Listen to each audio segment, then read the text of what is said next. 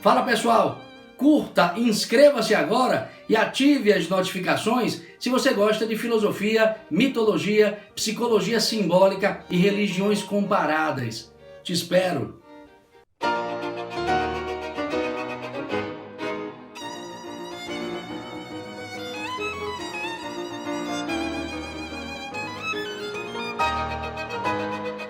Então pessoal, boa tarde a todos, abrindo oficialmente a live de hoje com um tema dos mais interessantes, com um tema dos mais recorrentes, tanto na história da literatura quanto na história da filosofia, porque o amor aparece como um dos temas mais inspiradores ao longo da nossa trajetória como seres humanos, nessa experiência labiríntica, como eu costumo dizer, que é a nossa própria existência.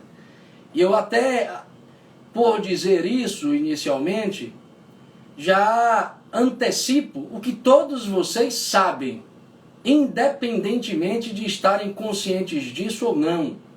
A vida vale pelo quanto nós conseguimos amar. E isso está não somente nas páginas dos grandes livros da literatura universal, como também está nas páginas das obras dos grandes filósofos, mas também está impresso em nosso coração. Nós, no fundo, sabemos disso. No entanto, não sabemos de uma coisa. Talvez tenhamos esquecido, e basicamente o que eu tenho a dizer nesta live procure responder um pouco sobre essa lacuna, ou procure cobrir um pouco essa lacuna. Que lacuna, professor? Ora, por mais que saibamos que amar é algo que dignifica a nossa existência, nós não sabemos amar. Ou, para tornar o que eu disse algo mais pedagógico, nós não aprendemos a amar. E constatar isso, penso eu, consiste num passo rumo à própria lucidez. Ou seja, reconhecer que nós precisamos aprender a amar. Porque, por mais que a nossa cultura nos engane, dizendo que temos uma espécie de software do amor, ou uma espécie de programa já instalado em nosso coração, o que nos leva a agir no mundo conscientes de como devemos amar, por mais que a gente caia nessa cilada, a vida prática, o cotidiano empírico de cada um de nós diz o contrário. Ou seja, diz que nós não aprendemos a amar. Diz que nós não sabemos amar. E eu trago esse tema pela afirmação que eu fiz na última live, quando citei um filósofo considerado no Ocidente como o filósofo do amor, ainda que ele não seja propriamente um filósofo ocidental. Eu digo aqui o ocidental no sentido cultural do termo, ou seja, eu falei de Rumi, um filósofo místico islâmico do século XIII, que é considerado na história da filosofia o filósofo do amor. E quando eu cito na live passada, na verdade eu termino a live passada com essa consideração, eu falo, ou procuro retomar o pensamento de Rumi, quando ele afirma que nós precisamos aprender a amar. Rumi é o filósofo da unidade. Rumi é o filósofo do amor, porque o amor é a própria unidade da vida. Mas para trazer à tona uma outra reflexão muito importante, que faz referência a essa brecha, a essa lacuna, que acaba impedindo que a gente viva uma vida mais consistente, eu vou também aqui, claro, citar para provocar que vocês o leiam, a obra de Erich Fromm, do filósofo contemporâneo Erich Fromm, A Arte de Amar, um livro belíssimo em que o sociólogo Erich Fromm apresenta a todos nós a problemática do aprendizado do amor. O que o sociólogo traz nesta obra é, sobretudo, que nós precisamos, que nós necessitamos aprender a amar.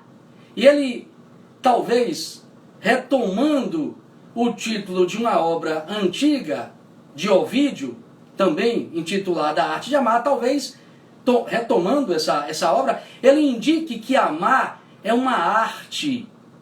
Saber amar é uma arte.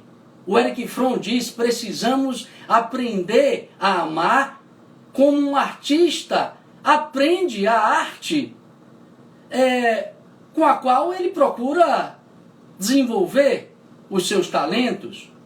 Então é uma questão de mergulho profundo na própria existência. Mas por que o senhor fala que a gente precisa aprender a amar? Essa lacuna é tão evidente assim? Ora, meu amigo, eu vou ser bem franco com você que está me ouvindo, com você que está participando dessa live.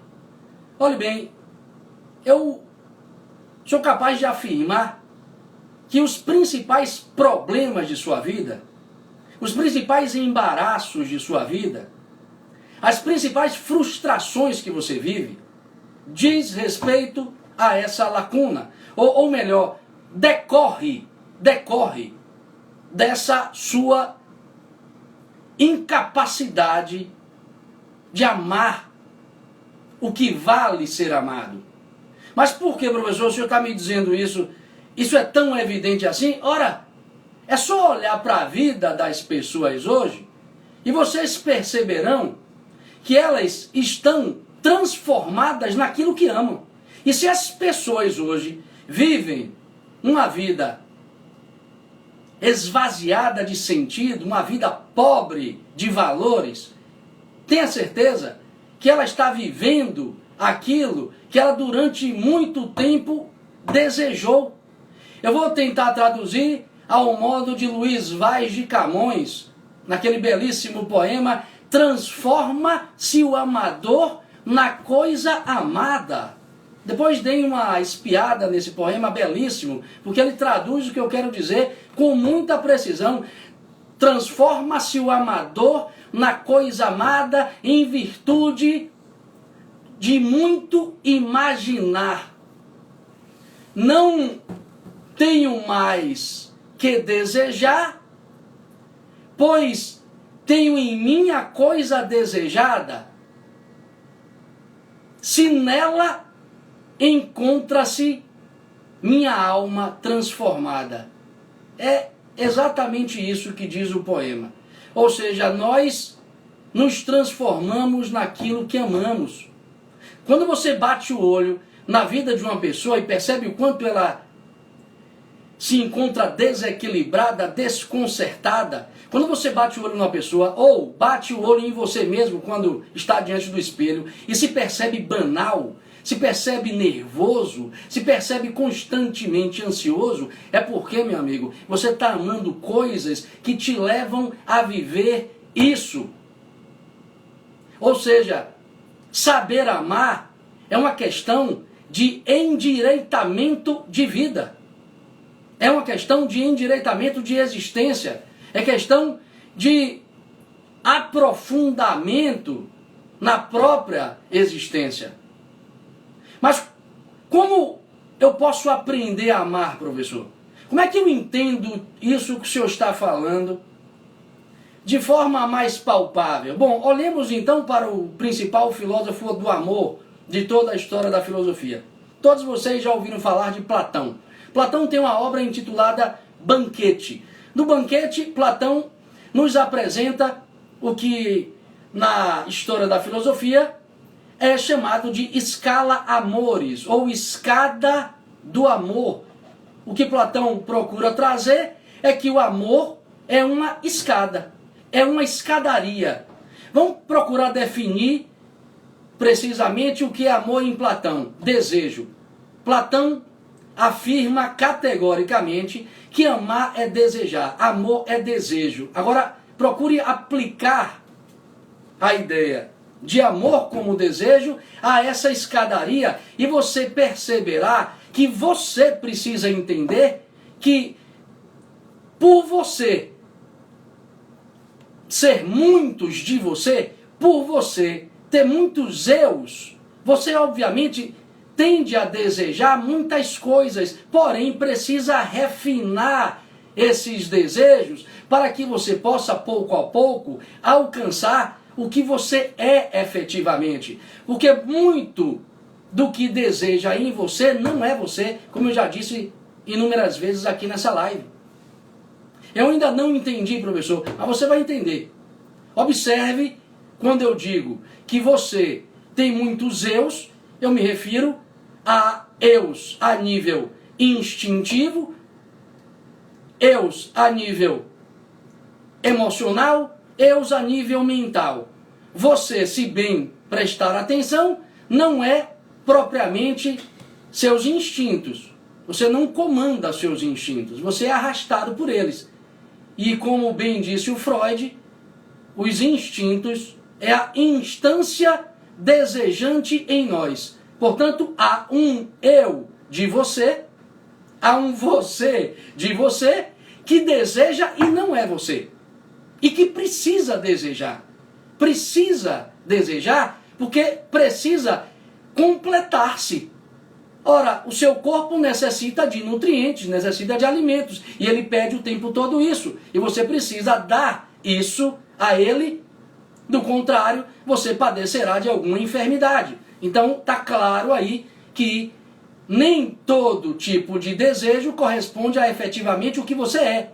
Então, eu não vou entrar aqui nos detalhes de cada instância, eu vou tentar colocá-las todas dentro de um termo, ego, como eu costumo usar, porque é um termo factível ao entendimento de todos nós. Ou seja, o ego, ou aquilo que deseja em nós e que não é propriamente o que somos, está o tempo todo desejando. O Platão vai dizer, bom, esse tipo de desejo conduzirá você a certas realizações que são necessárias, mas não são suficientes, diz Platão. Vou repetir, o ego deseja e, claro, o faz por uma questão de necessidade de sobrevivência. Você precisa completá-lo. No entanto, não pode entender que essa completude seja suficiente para completar a sua vida, que é bem maior do que isso. Então, o Platão está dizendo, aprenda a amar. Aprenda a subir os degraus do amor. Primeiro, perceba exatamente que você pode refinar os seus desejos, você pode refinar o seu amor de modo a encontrar-se consigo mesmo, que é aquela instância mais profunda, a instância mais profunda, merecedora do seu mais profundo amor. Então, para isso, o Platão lança a mão de toda uma ética que na filosofia platônica é chamada de ética das virtudes. O Aristóteles tomará o mesmo caminho. Mas eu não vou tratar especificamente aqui da tipologia do amor em Platão. Eu quero primeiramente que você entenda que é preciso compreender a instância desejante em você como algo que não é propriamente você. Essa instância chama-se ego, ou como eu já disse zilhões de vezes em lives, máscara ou persona, ou simplesmente personalidade. Cuidado com a realização da personalidade, sobretudo quando você encontra-se confundido com ela, porque ela ama aquilo que lhe realiza ela, e não propriamente a consciência que a utiliza para dar vazão a um processo de aprendizado na existência. Observe o perigo de você confundir-se com a sua personalidade, quando o que está em questão é amar. Vou dar um outro exemplo aqui, observe. Ainda estou em Platão. Observe que Platão vai dizer uma coisa. O que a personalidade quer? O que a personalidade busca? O que ela ama efetivamente? Platão dirá, prazer. Então há um você de você que busca o tempo todo o prazer. É um eu, dito por Platão, como animal, descrito por Platão como animal.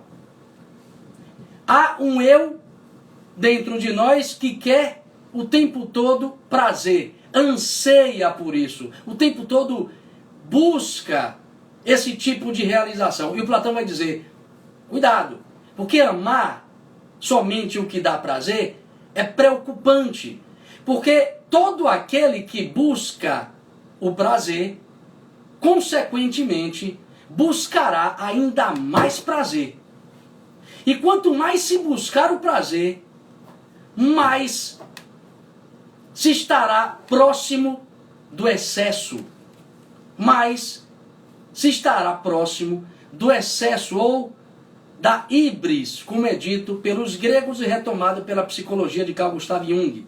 Ou seja, buscar o prazer pelo prazer te levará a buscar mais prazer, e buscar mais prazer te levará ao excesso, à híbris. E de excesso em excesso, você se aproximará do vício. E vivendo constantemente a busca pelo prazer, no excesso e no vício, você cedo ou tarde sentirá a algeia, como é dito por Hesíodo, ou as dores que fazem chorar. Ou as dores que fazem chorar. Amar aquilo que é próprio para a realização da personalidade é perigoso, porque significa ou pressupõe amar o que dá prazer. Amar o prazer leva cada vez mais a gente a buscar mais prazer, e mais prazer conduz ao excesso ou à híbris, e o excesso nos levará ao erro ou à amartia, como é dito pelos gregos, e a amartia, o erro, nos levará à algeia ou às dores que fazem chorar, diz Platão. Então observe que eu não estou mais aqui no plano abstrato, eu estou no plano concreto, meu amigo, porque você que está me ouvindo já viveu esse ciclo, ou talvez vive constantemente em sua vida, e talvez nem consiga escapar dele para ter um pouco de lucidez na sua vida, porque essa busca constante, frenética, viciosa por prazer, não te permite parar um pouco, serenizar sua consciência, para poder refletir sobre o que efetivamente vale desejar, sobre o que efetivamente vale buscar, sobre o que efetivamente vale amar. É interessante observar que esse tipo de amor, ele é tão pobre, sobretudo quando a gente fixa a nossa consciência nesse tipo de realização. Observe, o problema não é buscar o prazer. O prazer é parte da existência, nos cabe interagir com ele, e ai de nós se não interagirmos com ele. A gente não vai conseguir identificar no mundo material, no mundo da densidade da matéria, aquilo que vale também para que a gente possa se completar física e psicologicamente. Então o problema aqui não é o prazer. O problema é o que você faz disso, ou o uso que você faz desse horizonte. Então, observe uma das principais consequências dessa confusão. Ou seja, uma das principais consequências que produzimos em nossa vida quando nós confundimos esse amor da materialidade com o amor que é próprio de nossa consciência. Observe que hoje as pessoas se relacionam sexualmente visando, sobretudo, a materialidade dos corpos do outro. a materialidade do corpo do outro. Não vou colocar no plural, até poderia. Observe que hoje o eu psicológico da pessoa com a qual nós nos relacionamos sexualmente não é bem o que nos interessa. Eu estou falando aqui, grosso modo, ou de modo geral e abrangente. Não estou falando de você que está me ouvindo, estou falando de forma mais impessoal.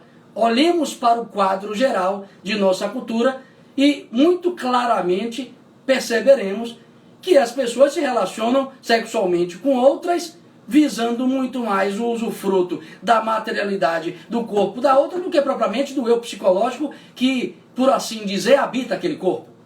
É interessante que em seus estudos sobre pornografia, o filósofo inglês Roger Scruton chama esse tipo de relação, esse tipo de tendência, esse tipo de morbidez de nossa cultura, ele chama de erotismo tanatológico.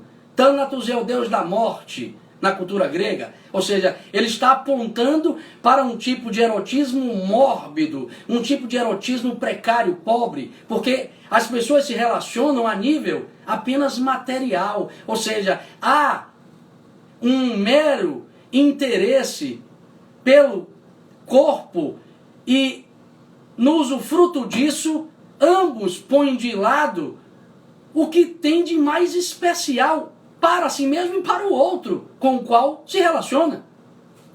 Então, a gente opta pelo pouco em detrimento do muito. Ou seja, nós invertemos literalmente os valores, porque certamente, para finalizar essa primeira reflexão, confundimos ou estamos confundidos com a personalidade. O preço a ser pago por tudo isso, estamos vendo aí. Não preciso entrar em detalhes. O quão desconcertadas estão as pessoas por estarem presas nesse tipo de vida pobre, nesse tipo de horizonte pobre. Isso é dramático, sobretudo quando se olha para os mais jovens, porque a liberalização sexual parece ser o lema de realização dos mais jovens, por que não dos adultos também, né? Porque estamos dentro de um quadro geral em que já não há mais qualquer senso de autorrespeito, que dirá de respeito ao outro. Isso está muito claro para todos nós. Só que se estivéssemos todos muito bem, se tudo isso efetivamente nos servisse, se amar assim, se amar ao modo dom juânico, satisfizesse efetivamente as pessoas, como eu costumo brincar, sem tom de brincadeira, mas em tom irônico, se estivéssemos satisfeitos com tudo isso, não existiriam tantas farmácias sendo abertas aqui e ali. Eu não preciso entrar em detalhes porque acredito que aqueles que me acompanham aí nessas lives têm um pouco de consciência para perceber tudo isso. Bom, professor, então se não é esse o amor que vale, que amor vale? Não esqueçam, a proposta aqui não é pensar nesse tipo de amor no sentido de uma negação, mas no sentido de uma sublimação, de uma superação, no sentido de algo que deve ser deixado para trás em proveito de algo mais dignificante.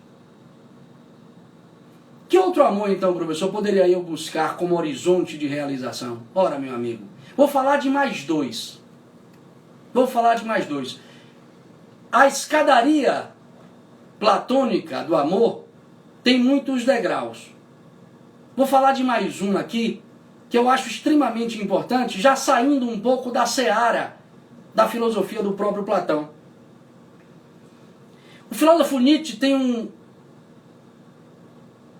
modo de explicar o amor, ele tem um olhar sobre o amor que não é autenticamente dele, é dos estoicos, é da filosofia estoica, filosofia romana, Ele tem uma forma de olhar muito interessante que caberia aqui ser posta para que vocês possam perceber que há um degrau mais interessante, há uma busca, há um amor, ou uma forma de amar mais inspiradora.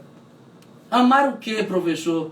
Ora, amar a facticidade de sua vida. Eu estou usando aqui uma expressão de dois filósofos, outros contemporâneos, chamado Heidegger e Sartre. Facticidade, não é difícil entender. O que é facticidade? Facticidade. Faticidade vem de fati, ou destino. Como assim, destino? Eu tenho que amar o meu destino? Sim, mas dentro dessa perspectiva existencialista, o que ela me revela, professor? Ela te revela a sua vida dentro do quadro de limitações que a própria vida lhe impõe. Não entendi, você vai entender agora.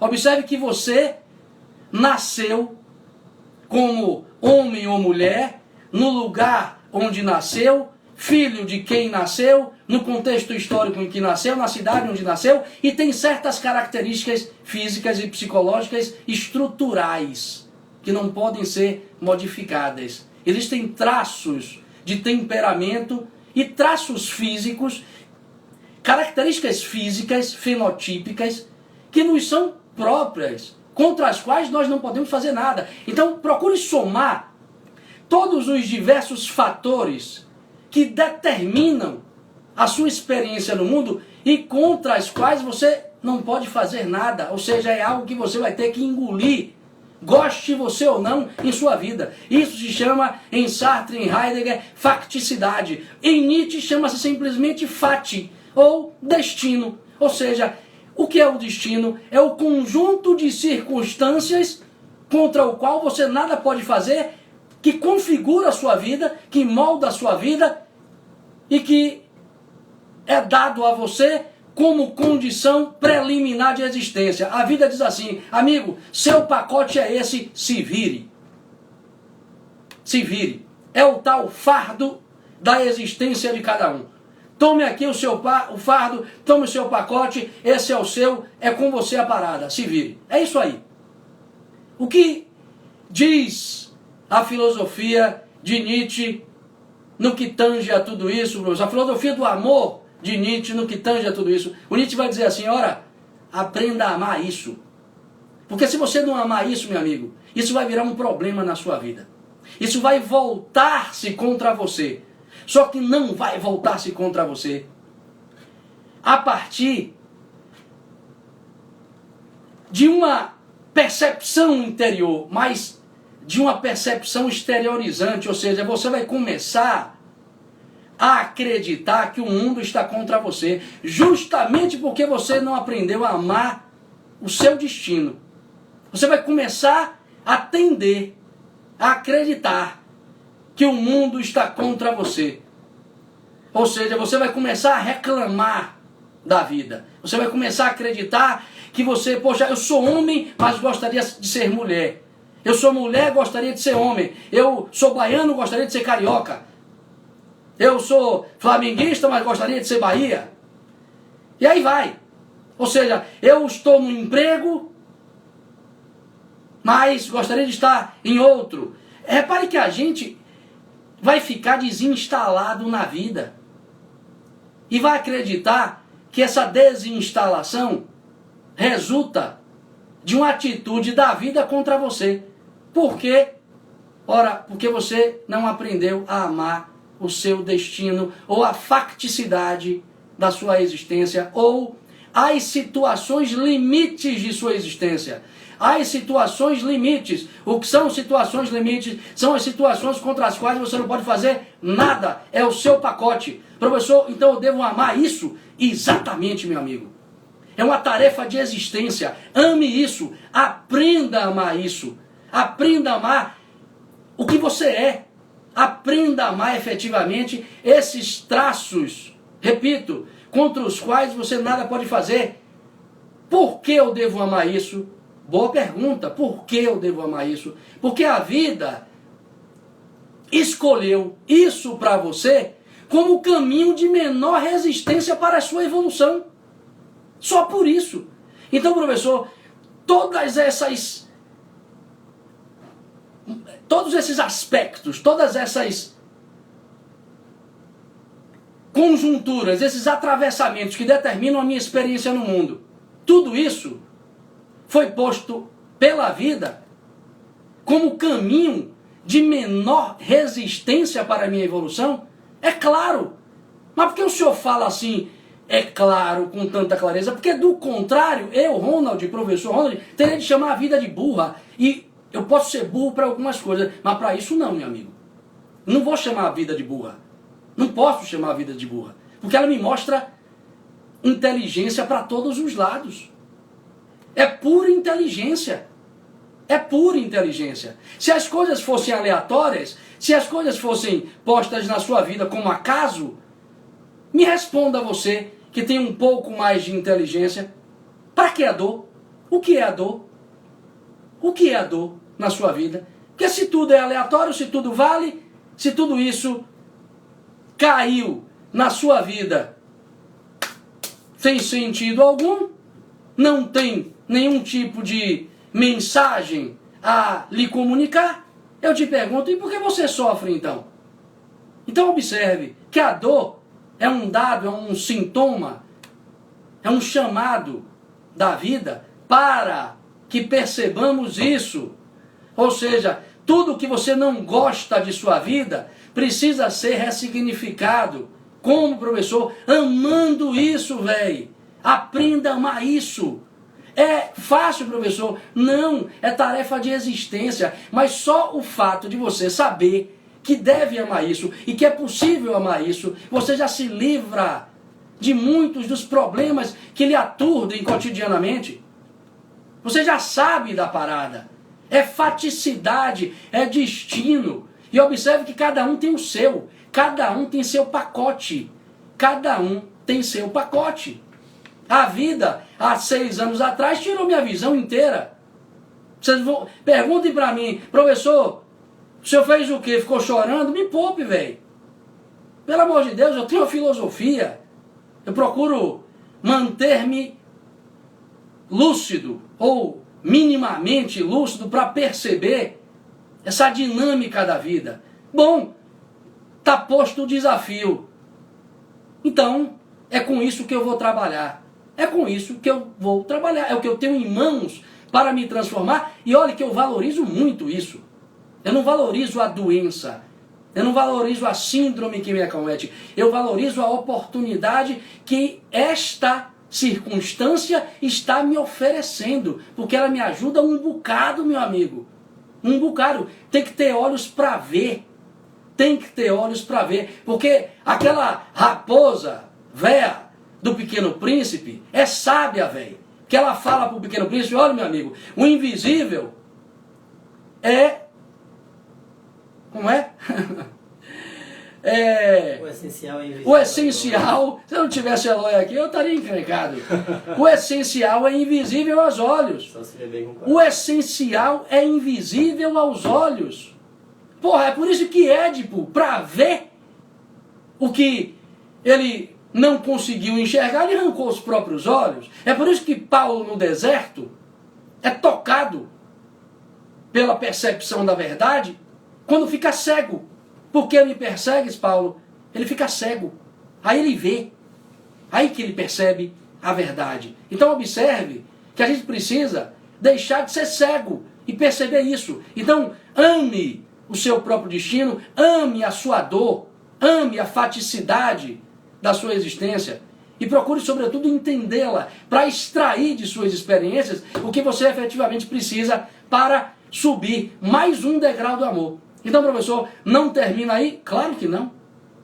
O que eu disse agora é apenas um degrau mais edificante, mais salutar. Um degrau que vai te levar a ressignificar sua vida de um modo tal que vai te levar a uma relação com as coisas de forma mais inspirada. Mas não termina aí, porque você aprendendo a amar o seu destino, será chamado pela vida a amar de forma mais altiva. A vida vai te convidar a subir mais um degrau. E vai te dizer, pronto, está amando o seu destino, agora você pode amar Você pode amar aquilo que efetivamente te conduzirá a quem você é profundamente. A vida vai me convidar a amar o quê, professor? Ela vai te convidar a um tipo de amor que eu posso chamar aqui de amor do autoesquecimento. É o amor da entrega de sua vitalidade, de sua experiência no mundo ao outro, a entrega da sua vida a uma coisa que vale mais do que ela. Aí, meu amigo, o negócio fica mais difícil. O caldo engrossou agora. Mas observe, se você é ser humano, você pode. Talvez nenhum de nós consigamos viver profundamente como viveram grandes sábios e filósofos esse tipo de amor, mas não importa. O importa é entender que isso é possível. Porque pelo menos você vai colocar esse amor como horizonte possível. O importante é devolvermos a nós os horizontes do amor que desapareceram em nossa cultura. Me entendam. Não significa que você vai de um dia para o outro amar o seu destino, ou vai virar santo amanhã, porque você vai devotar a sua vida em prol do outro. Você vai virar uma irmã Dulce. Irmã Dulce, para quem não é de Salvador, é uma das grandes figuras de nossa cidade. Transformou um galinheiro num hospital, porque ele enxergou Jesus no rosto de cada pobre. Devotou a sua vida a construir uma obra maravilhosa. Então, esse tipo de amor, ele é possível. E ele é muito mais dignificante. Por que o senhor falou amor do autoesquecimento? Porque é um tipo de experiência em que você, meu amigo, olhem bem, para finalizar, prestem muita atenção no que eu vou dizer. O amor mais cá embaixo, o amor epidérmico, o amor do mundão, esse amor da gravidade do corpo, do tesão, que quer tomar posse do objeto amado, que quer as coisas para si, que está sempre interessado em prazer. Esse amor, observe, é o amor do ego, é um amor egoísta. Ele é um amor, observe, é um amor da falta, É um amor motivado pela falta. Platão diz, o que é o amor? Desejo do que falta. Desculpa, pelo que falta. Amor, nessa dimensão, é desejo pelo que falta. Agora observe, eu estou entrando agora num amor que não se expressa pela falta de alguma coisa, mas pela superabundância de algo dentro de nós. Porque é um amor que não pede, não solicita, não requer nada do outro. Ele dá, ele entrega. Ou seja, é o amor do dar-se a si mesmo, ao outro e ao mundo. É o amor que estende a mão. É o amor que não está interessado em prazer algum, mas no cumprimento de um dever. Que dever é esse, professor? O dever de ser humano. Porque ser humano é isso. E não é outra coisa. Não adianta você tentar se esquivar dessa deontologia ou desse dever existencial, porque não dá, meu amigo. Quando Jesus fala na Bíblia, por exemplo, da outra face, ele está dizendo, face é uma agressão, face é um ato animal, só lhe cabe dar ao outro a face humana. Ou seja, não devolva, ame o agressor. É demais, né, velho? É demais. Mas entendam simbolicamente. Observe, ser humano é o único ser capaz de dar, de oferecer ao outro, ao mundo, ao planeta, ao cosmos. É o único ser capaz de entregar-se em ato de sacrifício ou de autossacrifício a uma causa maior do que ele. Quando você mira isso, sua vida dá um looping e você passa a entender efetivamente o que é ser humano. Entender e, claro, na medida do esforço de cada um, viver um pouco isso.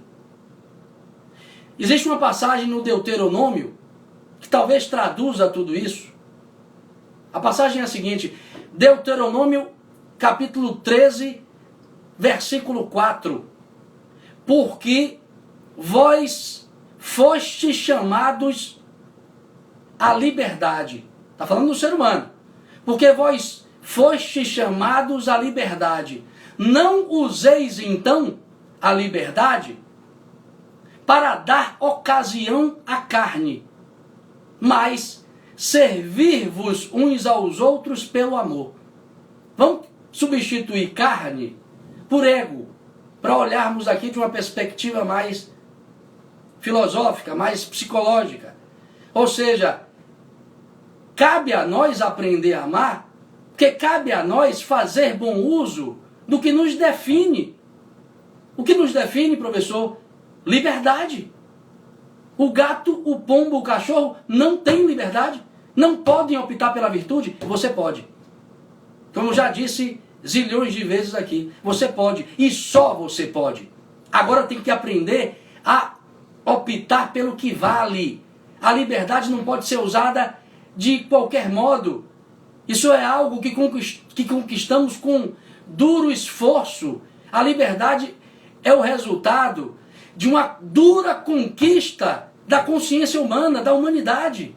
Isso não pode ser dado de bandeja ao que não vale. Então a gente precisa usar a liberdade aproveitando-a de modo justo. E de modo justo, ela só é por nós vivida quando nós aprendemos a amar o que vale amar. E o que vale amar está aí descrito nessas duas proposições que eu fiz. Amar o nosso próprio destino, amar a faticidade de nossa própria vida, amar a nossa dor de existir, amar o que somos e não podemos transformar, mas que, claro, podemos sim nos erguer sobre isso, nos erguer sobre essas circunstâncias e, claro, amar aquilo que não diz respeito à nossa realização pessoal. Amar como amou Jesus, como amou Krishna, amar como amou Buda, como amou Zoroastro e todos os grandes sábios que falam dessa experiência de amor como uma experiência de unidade ou de profundo encontro com nós mesmos. Isso, para finalizar mesmo, é o tal do Mysterium Coniunctionis, exposto pelo Carl Gustav Jung na sua última obra. Ou seja, aprender a amar o que vale significa aprender a amar a própria vida, de modo a nos infundirmos nela e transformarmos-nos em algo coerente, em algo verdadeiro, em algo efetivamente uma unidade. Então, já disse muita coisa sobre o amor. Espero vocês, então, na quinta-feira, com mais uma autoconsciência através dos mitos, dos símbolos e do que vier à cabeça para todos nós. Valeu, uma boa semana. Gostou desse vídeo? Então curta, inscreva-se agora e ative as notificações para não perder nenhuma reflexão filosófica. Te espero.